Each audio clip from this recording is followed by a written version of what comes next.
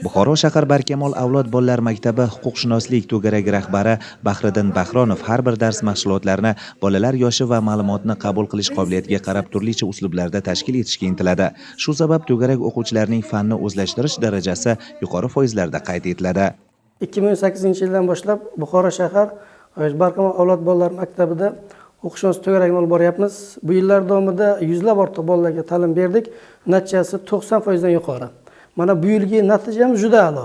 Ha, ustozning o'z ustida tinimsiz ishlaydigan o'quvchilardan biri Parizoda Qurbonova joriy o'quv yilida huquq fanidan Respublika fan olimpiadasida eng yaxshi natijani qayd etdi.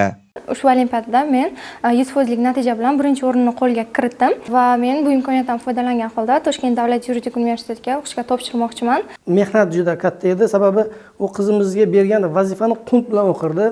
Bizning darsimizda qiyosiy tahlil asosida borardi.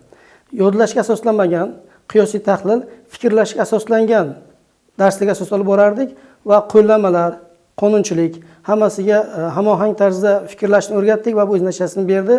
Buxoro shahar Barkamol avlod bolalar maktabida 2024-2025 o'quv yilida 7 ta yo'nalishda 69 ta to'garakka 215 guruh asosida 2150 nafardan ortiq o'quvchilar jalb qilingan bo'lib, bu o'quvchilar nafaqat bo'sh vaqtlarini mazmunli o'tkazgan holda bilimlarini oshirishmoqda, balki kasb-hunarga ega bo'lib, san'atning turli yo'nalishlarida mahoratlarini rivojlantirgan holda respublika va xalqaro tanlovlarda yuqori natijalarga erishishmoqda.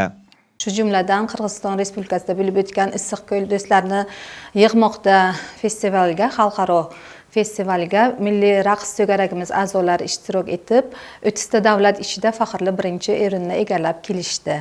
Prezidentimizning Barkamol avlod bolalar maktabi faoliyati va infratuzilmasini yaxshilash bo'yicha bergan topshiriqlari asosida 2022-2026 yillarda tizimdagi maktablarni rivojlantirishga oid qabul qilingan dastur asosida mamlakatimizdagi barcha Barkamol avlod bolalar maktablarida o'quvchi yoshlarning bo'sh vaqtlarini mazmunli va samarali o'tkazish bo'yicha ishlar amalga oshirilib, salmoqli natijalar qo'lga kiritilmoqda. Madrahim Turdiyev, Abdulla Rajabov, Buxoro.